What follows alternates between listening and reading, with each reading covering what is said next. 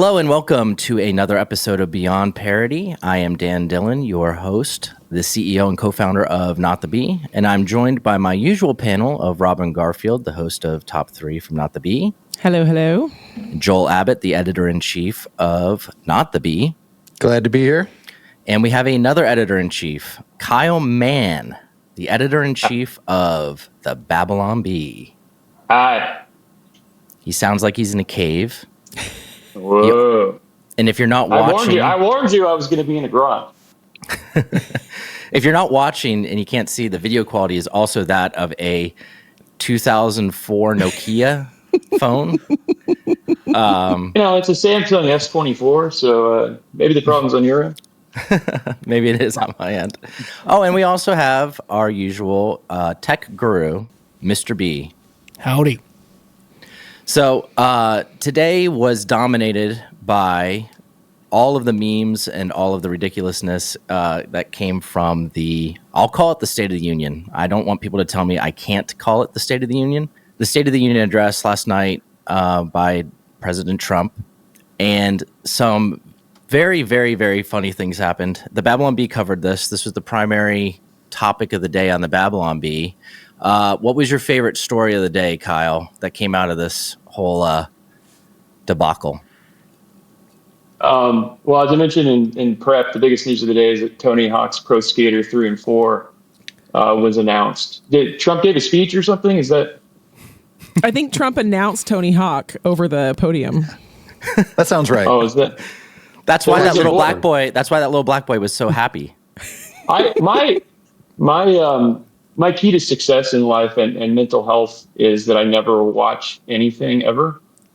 So I just wait for the jokes to start coming out, and then I reverse engineer what happened based on that. So I guess Democrats got mad and held up signs, and there was a boy with cancer there, and you were there, and it's like a dream. Yeah, I actually live tweeted the whole thing. Some serious, some not. But it was a pretty shocking moment when Trump had a couple of guests, and one of them was a young black boy named DJ Daniel, without an S, correct? Mm-hmm. And he had a brain tumor and had recovered, and loves law enforcement, loves the police. And Trump made him an honorary Secret Service agent there last night. And it was an amazing moment. It was like one of those really human moments where you have to stand up and applaud. And none of the Democrats, I don't think, stood up. I think one of them gave a little polite golf clap, maybe. But I mean, it was one of the most ridiculous things I've ever seen.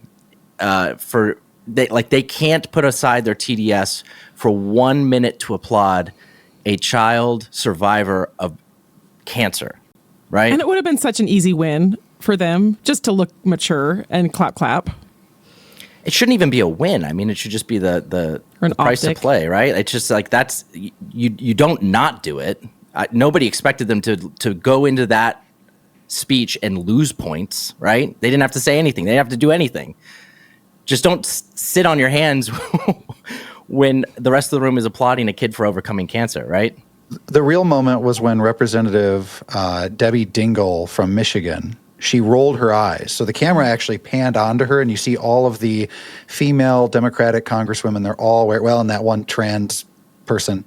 So they're all dressed in pink in solidarity, female power, and they're sitting there, and they have their arms folded.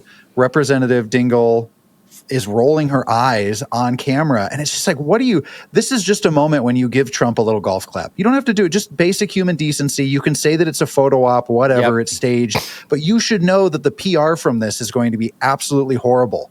But I guess they thought that the American people were going to side with them against Orange Hitler. So they thought that remaining stoic was the best option. I don't know. I have no idea. My headline from the day that we ran was the Democrats file articles of impeachment against little black boy with cancer. I saw that one, yeah. It's hard not to make that a real headline, though. It sounds like a Not the Bee headline because it's kind of what happened. I hope they keep it up. I support it fully. I mean, don't stop. those optics are pretty darn bad. So the Babylon Bee's lead headline for the day was Hitler defeated after opposition party holds up tiny signs on paddles. That's a great picture of Hitler there with his. Is that Hitler or Trump? I can't tell the difference. Oh yeah, same thing. We just said the same thing. Yeah. Same thing. They're the Husband same holds up false paddle during argument with wife. Give that a try, Dan. Let us know how it goes. I don't know that that's going to go too well for me. And you guys snuck this one in. Toby Mac still doing his thing. I'm a little disappointed. It's spelled Thing. His new thing would be more accurate. At this point in time, I thought it said Toby Keith. Now I feel like I'm in the dark. I was so confused, and now I'm even more confused. How come I'm in the dark? Explain this one to me. This is for Christians. It's Toby Mac, Christian rapper extraordinaire. Wait, do Mormons not listen to DC Talk? I don't know what that is. Oh no, I don't know what it is. No, they're allowed Aquabats. Yeah, we got Aquabats. are you from? Do you remember? Imagine Dragons. He's defected. We don't get to listen to him anymore because he's not Mormon anymore. They can listen to Collective Killers. Soul, that one song. Yeah, Jars of Clay. We've got. So a you're few. not a Jesus freak. That's the. Hey, Jars of Clay is ours. Don't take Jars of Clay from us. Don't take Jars of Clay. We'll make ours, a list. Mormon approved Christian rock. That would be good. No, I'm sorry. I don't know who. It's not Toby Mac. Toby Mac. Toby Mac. So you thought Toby Keith was still doing his thing, and that made sense to you? I don't ask questions anymore. I just roll with it. I just am here for the ride. I just am thrilled to be part of the team. Wonderful. That's all. So Toby Mac is a. Okay, I sound so out in the weeds here. Toby Mac explain to me, please, as someone who grew up in the heart of Utah, where we weren't allowed to listen to people like Toby Mac. DC Talk was Toby Mac and Kevin. Toby was the rapper. He was the cool one. And Michael Tate. Yeah. A Christian rapper. Robin, so the year is 1987. Okay, I was 5. Okay. The place is Liberty University. No, I'm just kidding. But, yeah, this was the Christian band. DC Talk was the Christian band. They had a hit song called Jesus Freak that was pretty much just I know the name. It Smells Like Teen Spirit. But they replaced Baby with Jesus throughout the song. And it was like the band that you could listen to and still kind of be cool as a Christian teen in the 90s. So are you saying Toby Mac is the Christian Kurt Cobain?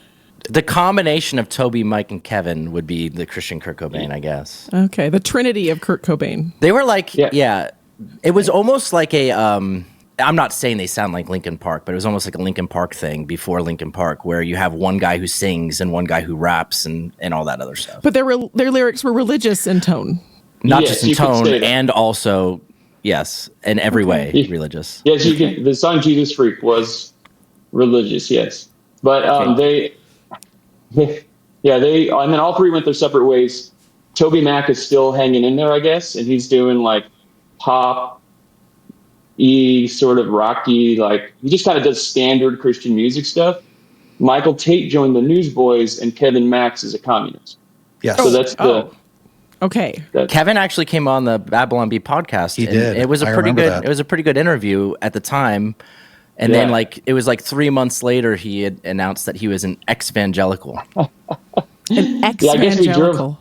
Maybe we drove him away, but he was. That was such a cool interview. It was so funny. He was giving us all the behind the scenes of the Christian contemporary music scene back in the day, and it was like he's like they would take me and they would put me in a tour van, and they would then I, an hour later they'd drive me somewhere, and then we'd get out of the van, and I'd be dancing on this music video, and it was like the Zoolander thing, like Dance Monkey Dance, and he's like, I don't even know what we're doing right now, and then Carmen shows up, and like Carmen a total shows fever up. dream. Yeah. Speaking of the 80s, what about Stryper? Christian approved or no? I've never heard of this. Heavy metal band, To Hell with the Devil. That sounds like a Carmen lyric. No, in Utah, we had Saturday's Warrior and My Turn on Earth. And for all my Utah peeps, you know just what I'm talking about. And that's all we were allowed to listen to for about a decade. So, yeah, that was it. Yeah, Stryper was actually had a ton of mainstream success in the metal world, and they're still out there. They're like 60 now, and they're still out there like coming out with crazy good metal music these days. Yeah, as a Pretty cool. 14-year-old listening to Stryper, I did not know that they were Christian, and then I realized it and made it even better. Yep. Very cool. Very cool. So out of the loop. So the Robin, do you know what the Bible is? You know, we have a copy of it, but we use it to keep, like, to store our Book of Mormons, copies of the Book of Mormon on top of it. It's like a holder for our Book of Mormons. That's what it's it is. one of 4 books in your quad. Yeah. It's I have. Yep. I've heard of it. I've heard tale. This has taken a turn. Yeah, I was going to say, it starts. Guys, let's if you have never heard of Toby Mac, it means you've never heard of the Bible. Let's get back to the main story of the day. Tony Hawk 3 and 4 are being remastered. Yes. Now, I did spend a lot of time, actually, not to go too far into Tony Hawk 3 and 4, but I did spend a lot of time on 1, 2, 3, and 4. It was after 4 that I lost it. I think they even stopped numbering them after 4, right? They were just some other... Yeah. It was like a new developer or something like that. Yeah, they started doing like American Wasteland and Tony Hawk's Underground and all that weird stuff. Yeah, but no, 1 through 4 were great. So I'm excited for the remaster. The remaster they did of 1 and 2 was fantastic. So I'm excited for 3 and 4. All right, guys. Well, this has been the news, and thank you guys for tuning in. That's about it. That's it. Toby Mac, Book of Mormon, I've got Tony Hawk. Let's transition to other pop culture here. Pokemon. All right, so we're on video games already, but we have very important news that let me add this to our stage so we can see it. It was an update too. It was a very important update. We had several stories on this. Breaking news. It's breaking. It's an important update. A Pokemon-shaped Cheeto sells for jaw-dropping $87,840. Cheetozard is what they're calling it. They made their own custom little card here. Now, what's the story with the actual Cheeto? Did it just come out of a bag? Hot Cheeto. It just came out of the bag looking exactly like that? Yes. And it's verifiable that there was no manipulation of any type?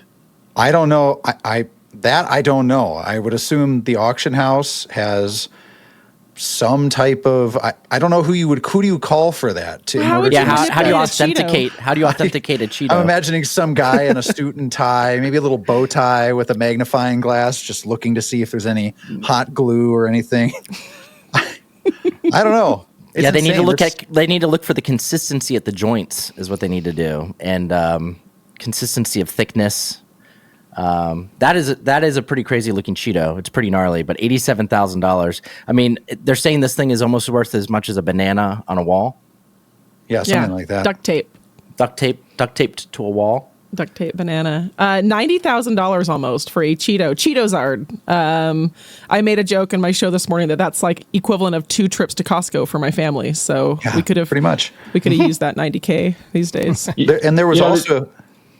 If you scroll down in the story, you can see that there was a Pikachu-shaped Cheeto as well that sold for $25,000. Only $25,000 for that one. This is one of those. Every time I hear one of these stories, it's always like Pope-shaped hat or Pope hat-shaped Pringle sells for whatever, and it's like I don't. I assume it's money laundering, right? It's got to be money laundering of some kind. Like nobody's actually paying. Hunter Biden is the artist behind all of these. I was just going to say there's got to be a Hunter Biden joke in here. What was it? The Jesus toast? That was another good one. I remember that one. The toast that came out looking like Jesus, and it was like people like worshipped it. Probably Catholics. Did they butter it? Sorry, Catholics. I don't know. I don't know if they tried to make Jesus sweeter or not. He's pretty sweet as it is. All right, so I'm going to play another clip. We left I'm still calling it the State of the Union too quickly because I didn't play my favorite sound clip, and I'm going to play it now because it's amazing. This is Trump speaking to the gallery in front of him. Our justice system has been turned upside down by radical left lunatics. Our justice system has been turned upside down by radical left lunatics. It's the awe at the end. It's the awe and the hand movement as he goes across. I love that. Trump was really letting him have it last night. I mean, it was a thing of beauty. He called Elizabeth Warren Pocahontas to her face. That was my favorite moment. It was the most. I would say purposefully divisive speech I've seen in that type of a setting before. But it was like they deserved all of it. There was nothing that was said that wasn't true. I miss the good old days when the speeches were just passive aggressively divisive. Yeah. You know, Don't like shredding paper. Yeah. I mean, you look at, like, you know, you can look at, this is the thing with Trump, is that everybody acts like he's this new thing in American politics, to the degree that it's like, you know, oh, this guy's, he's breaking all these rules of decorum, and he's upending all of our standards and all of our norms and all that stuff. He's doing the same thing politicians have always done. He's just not afraid to just say it. You know what I mean? And it's so annoying. You go watch an old, like, Obama speech, and he's being so divisive, but he's doing it with nice words, and, you know, and Trump's a little crass, and that just, because he's so blunt about it, it just drives everybody into a frenzy, you know? Well, it's that clip when the juxtaposition when Obama's talking about a terrorist raid, and he's like, we went in, it was calculated, our guys got in. And then you clip to Trump, and he's like, Abu Badad, he died like a dog. Like, he's just, I don't know. Exactly. Yeah, exactly. Yeah. He's great. They're also not used to, you know, Kyle, they're also not used to, I think, conservatives or Republicans being mean back, right? They're not used to somebody, you know, barking back. They're used to being passively aggressively making fun of conservatives, and conservatives just sit there with a stupid smile on their face. I was just going to say, they're really flabbergasted by somebody who actually not only fights back, but does a better job and is funnier than they are. Well, I was going to say, it's like what happened when the Babylon Bee launched, you know, is that we started like, oh, cool, they're, you know, making fun worship leader jokes, you know, and then we started doing like stuff that was making fun of politics, and we made fun of the left a lot. We also made fun of Trump a lot, but we made fun of the left.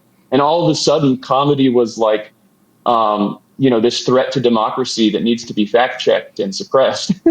Like when they've had comedy shows for decades, and they've had The Onion for 20 years, and all of a sudden we're like, hey, we can do it too. And they're like, no, comedy is now misinformation, you know, because all of a sudden we're hitting back a little bit.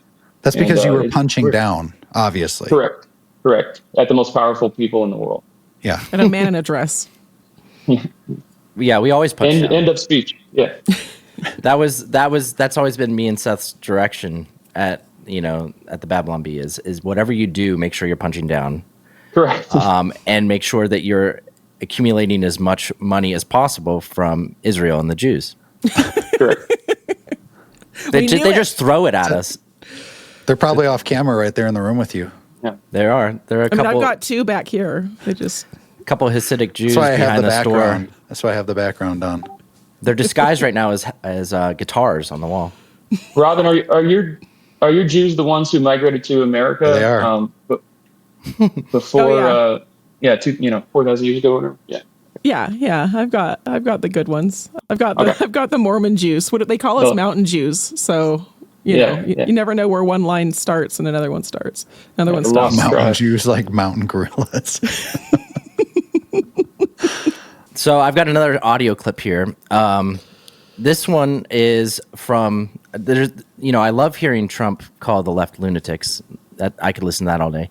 The other thing I love is when people go on The View and they make the women on The View look like idiots. And so this next clip is Stephen A. Smith, who, Stephen A. Smith is himself a little bit divisive, but at least he uses his brain. And I really like some of the things Stephen A. Smith has to say. We definitely don't align politically very well, but Stephen A. Smith actually sees the world for how it actually is. And he goes on The View, and I don't think that they were expecting anybody to come on the show and have a differing opinion, but he was confronted with this idea that Trump did not win in a landslide or have a mandate. And he confronts them and kind of slaps them with the truth. And I love the clip, so I'm going to go ahead and present this now. All right, you guys, I'm going to put on screen. Boop. All right, I will do this.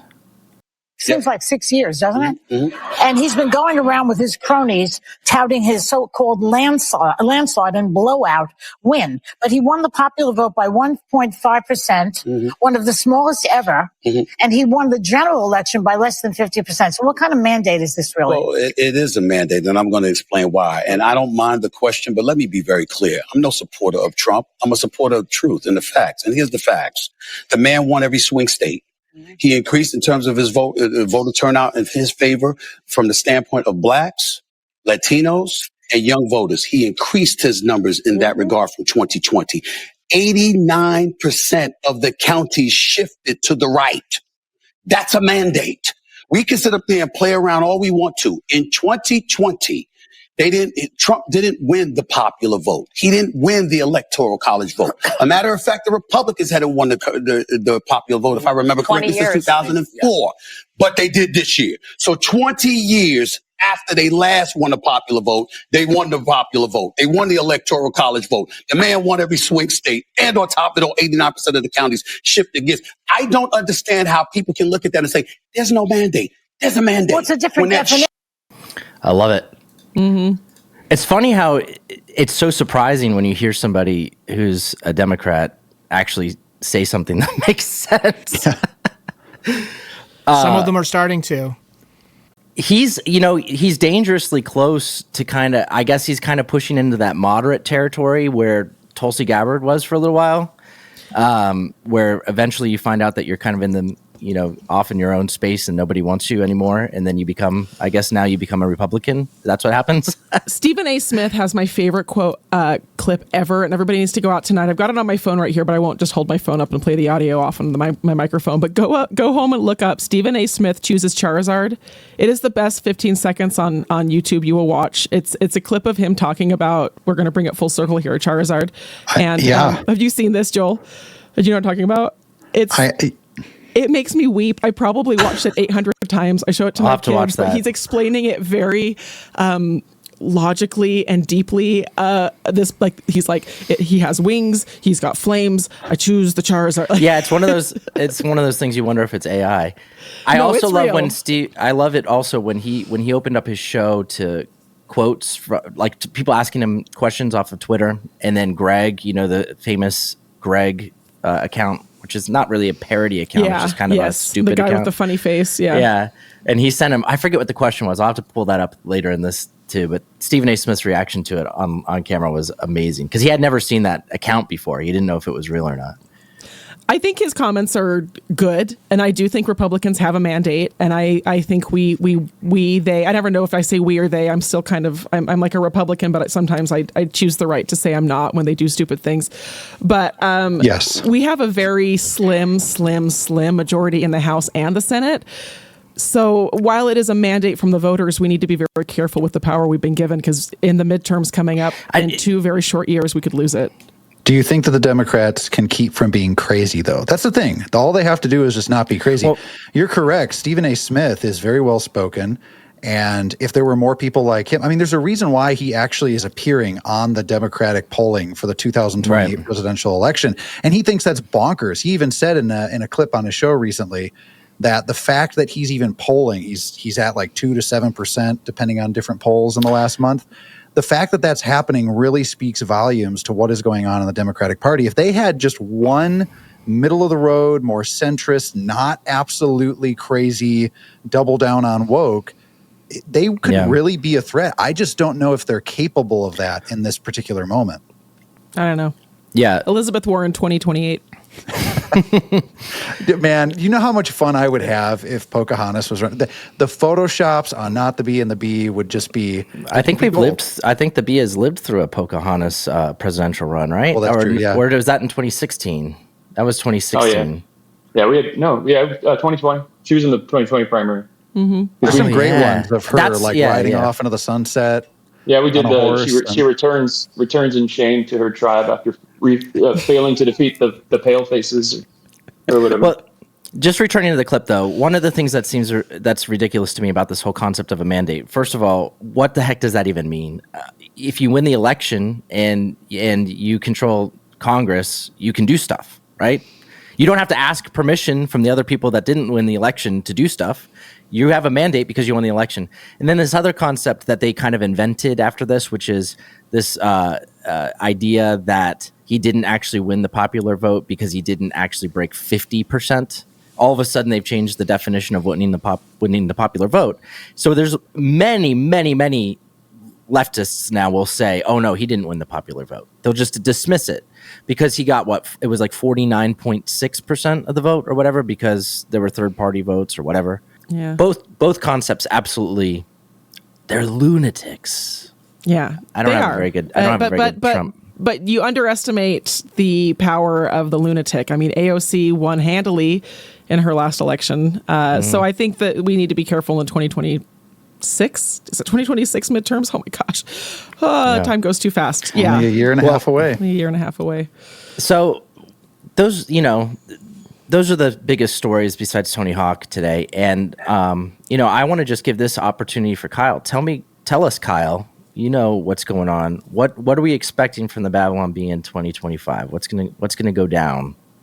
My predictions for what's going to happen in the world, or what's the Babylon Bee doing? What's the Babylon Bee doing, man? Are we up in our game? Are we making another movie? What are we doing? We're going to scale back. We do less. I'm going to try to not work as hard. Is my general goal. No, but we are doing a lot of fun stuff, leaning a lot harder into our video content right now.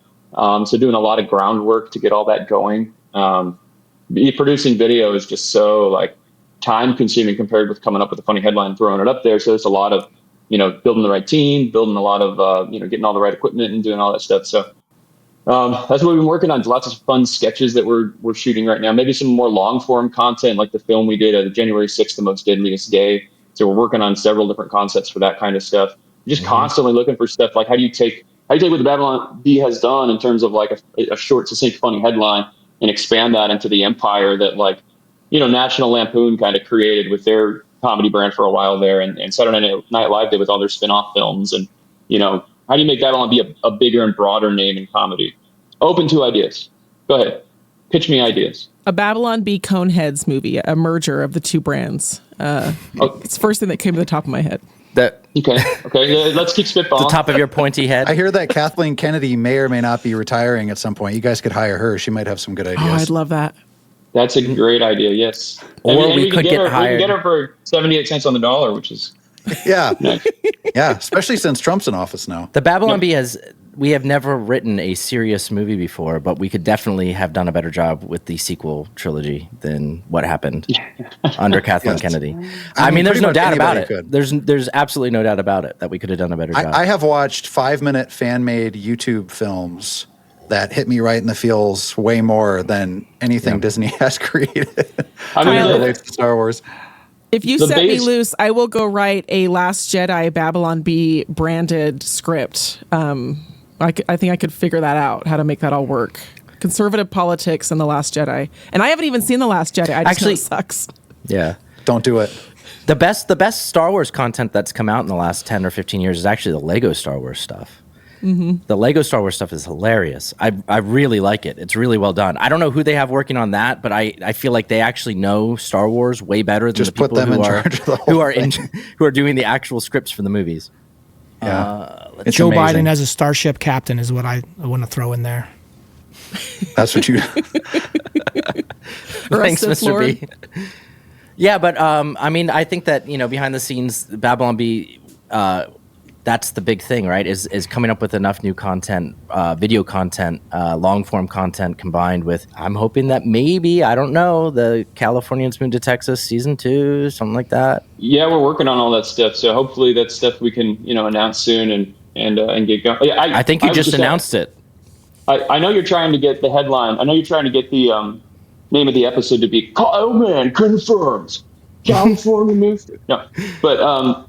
No, yeah, we've brainstormed ideas for a second season of that for a year, so we're working on it. But I was just in Texas for an event, and it's every single person that comes up to you and shakes your hand or whatever is like, "You got to do more Californians move to Texas."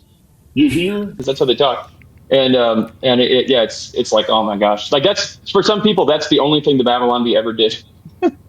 Was our Californians Moved to Texas series. I mean, that's great. It means it made inroads into other places that people hadn't seen our content. Maybe the next one we do is Texan moves to California, because we were in the Bay Area for 5 years, coming from Utah to the Bay, and I could tell you some culture clashes that happened coming from at one point what was a very conservative state, and moving to the Bay was interesting to say the least. So maybe it'd be funny to do a switcheroo of the content. As long as the Coneheads aren't involved, but the nice thing about that would be that it'd be so cheap because we could just take the original one and just flip it and we just play the entire thing in reverse. There you go. And we call it Texans Move to California. Yeah, free content. You just play it backwards. Yeah. I think that's exactly how crossover movies work. Yeah. It is exciting to see there's so much opportunity. Woke is dying, and you're starting to see a little bit like SNL has actually had a funny sketch or two, which is amazing. Well, I tuned out of SNL. That's only because of, years ago. Shane Gillis. And yeah, but there are little pockets where woke is dying where it's okay to actually make jokes again.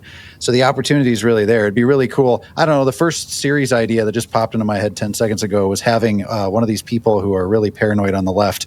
They go into a bunker for a few years and then they emerge to try to see what the world is like after Trump. And I don't know. It's all sunshine and roses, I'm sure. This is turning into a pitch meeting. Yeah. Kind of like a blast from the past. Yeah. Yeah. I'm just imagining. I actually imagined Encino Man. Encino Man. I actually imagined Robin Williams when he in Jumanji when he asks, "What year is it?" And he's freaking out and he's trying to figure out how everything works. A Trump Jumanji, but instead of everything being terrifying, it's actually good. But none of the Democrats can recognize it. There's no crime. There's jobs. This is terrible. Back to the Future Panama 2 Canal. did this already, guys. They traveled into the future and they found Donald Trump in charge of everything, and it's already been done. I don't remember that part of the movie, but yeah. Well, I think they called him Biff, but it was definitely it was Donald Biff. Trump. But it was basically Trump. I mean, blonde hair. Yeah. No, that was Home Alone 2. Yeah. Home Alone 2. Yeah, he wasn't that. All right, so this is actually kind of exciting.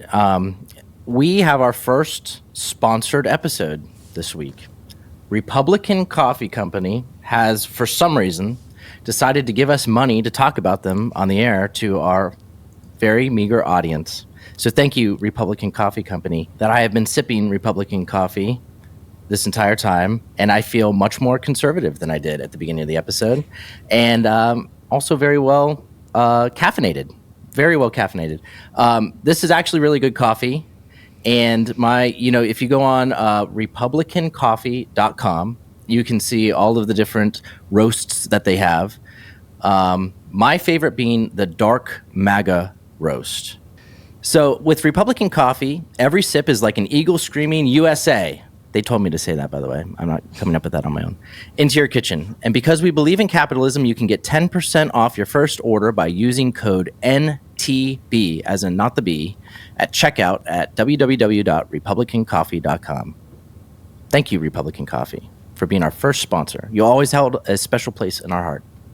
I do really like the idea of sipping my coffee and just telling people I'm just imbibing Dark MAGA. That just feels cool. It is I really like that one. That's the a winner. names are phenomenal. Classic. We've got Morning in America, The Liberator, Let Freedom Ring, Fight, Leftist Tears Coffee. Why would you not want to drink a mug of Leftist Tears coffee in the morning? Oh my gosh. Yeah, see what. All right. Anyway, changing the subject. I think that we've reached the end of our little news segment here. So, Mr. B, do you want to ask a couple of personal questions? I think that you can throw some stuff at Kyle and see how he responds. Kyle, do you like movies about gladiators? Yes, but only if we watch them in the inside of a Turkish prison, which is usually how they are watched traditionally.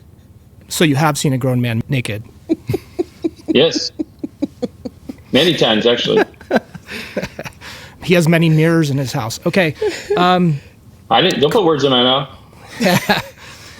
So, Kyle, your real question is, if you could only communicate using movie quotes from one movie, what movie would it be? I would probably do something.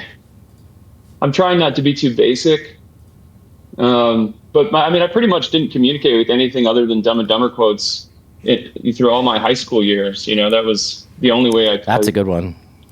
Yeah, it's just so quotable. I know it's like a dumb movie, but that's what it says on the label. So, delivered exactly what you were looking for. But yeah, that's one of those quotable ones that I constantly turn to all the time. Anchorman is also super quotable. Spinal Tap I quote all the time. Princess Bride. Oh, That Thing You Do is the one that I quote. That's my hipster one that I quote all the time. That That Thing You Do is hipster? It's hipster in that, I will know really weird, obscure quotes from that movie, and nobody else will know what I'm talking about. You know what I mean? Is that the way you want to live your? That's the way you want to live your life, though. Correct.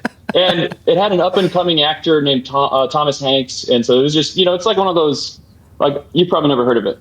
Okay, Robin, the next one is for you. If you had to start a cult, what would your message be to get people to join? Give us your spiel on the Mormon Church, Robin. If I had to start a cult, if I was going to start a cult, what is one line I would use to ensnare people into my cult? Yes. Is that the question? Yes.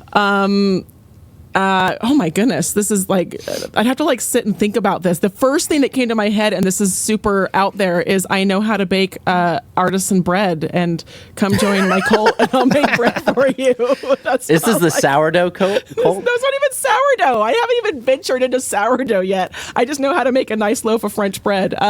So it would be the cult of the French bread. I don't know. Come eat French bread and watch Coneheads. Come eat. I've never seen Coneheads. It was the first SNL franchise that came to my head. I want to just be clear. I've never seen Coneheads. I'm like trying to offer things to this cult. This is probably not what you were going for, not like more like a philosophical thing, but I'm like, I have like a really nice garden bed in the backyard. We can garden.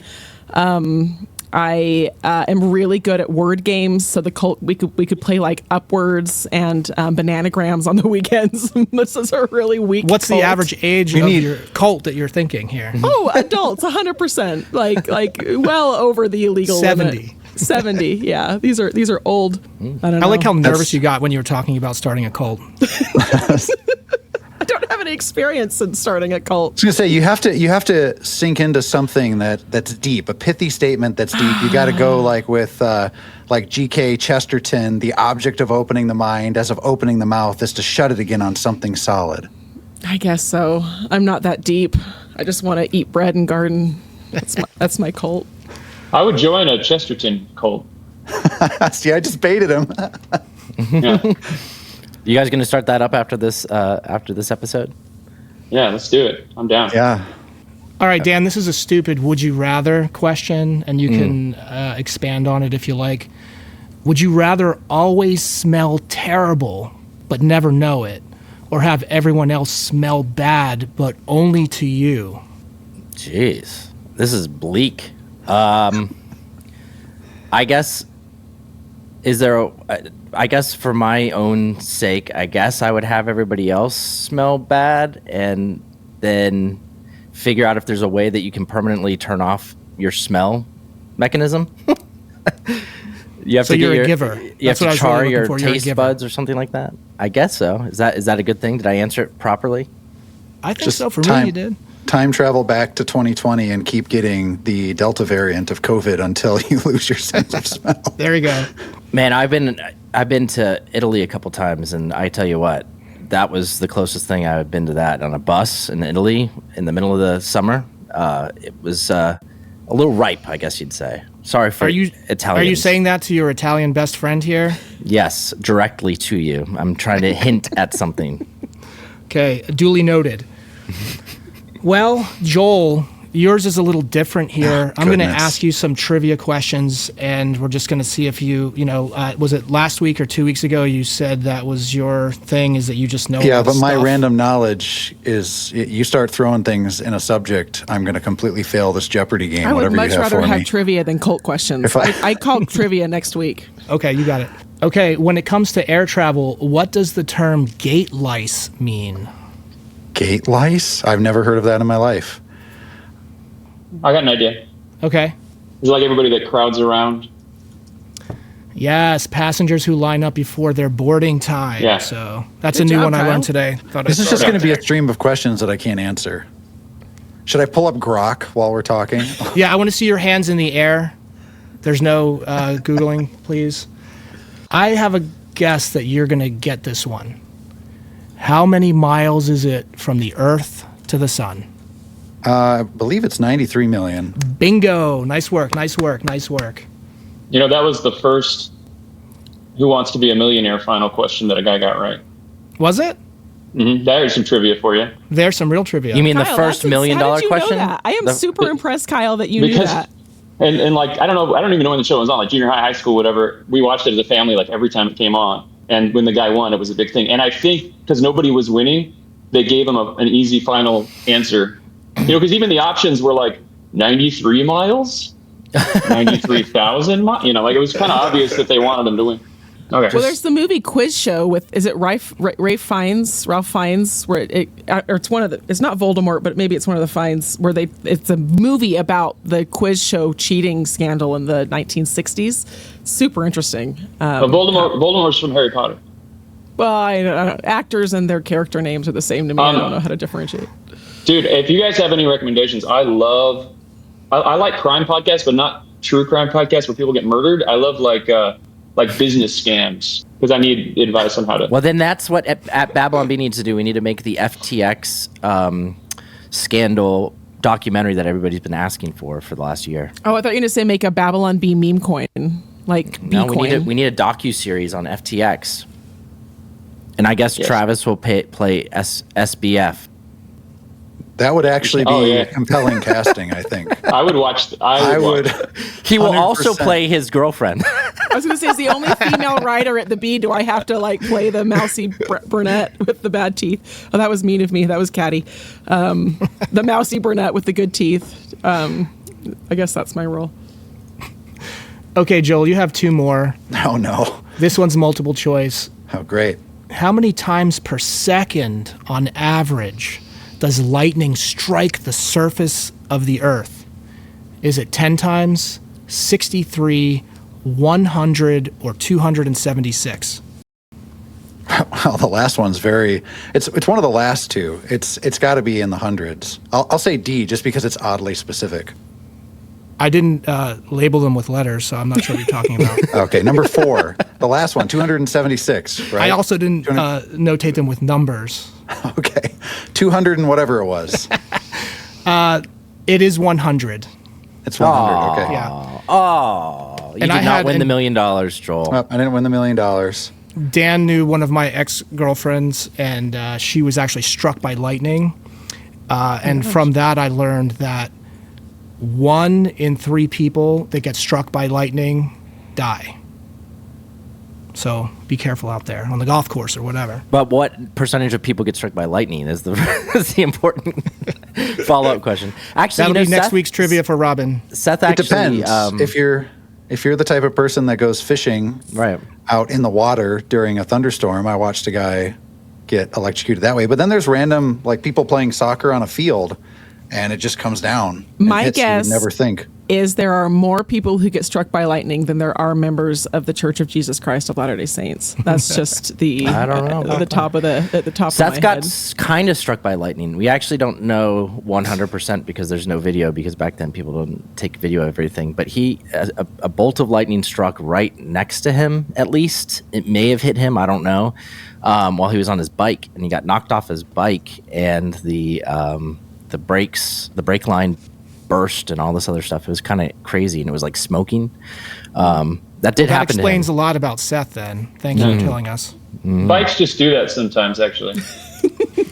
The bike would actually just sent a bunch of electricity up into the air.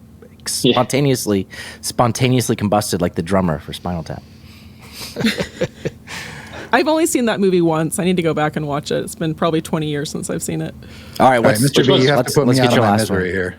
Oh, there's one more. Yeah. Yeah, one more, then you're off the hook. How many dimples are there on a regulation golf ball? Oh, my goodness. Jeez. Is that multiple choice? No. I have absolutely no clue with that one. I'm going to just say 84. Okay, I was going to say if you say 2, then you're not allowed on the podcast anymore. 366. Okay, yeah. I knew it was going to be way higher than whatever I guessed. Okay, I'm done with all of you. Thank you very much. I was going to guess 350. I promise. That's what I was going to guess. I spend a lot of time looking for golf balls, but very rarely actually finding them. Yeah, if you ask me to guesstimate numbers, it's like a block in my brain. And you might say it's just girl math, but I would have said 20 or I would have said 40,000. Either one of those sounds plausible to me. I'm not super familiar with ball golf. I only play disc golf. How many dimples on a disc golf? I guess one. There's one in the middle. Yeah, there's one in the middle there. There's one in the middle. in the disc golf community, they do call golf ball golf. And it's this funny, like, chip on the shoulder thing. Like, what are you saying? Golf is normal golf and we're abnormal golf? No, there's ball golf. And it's like the cis thing, you know?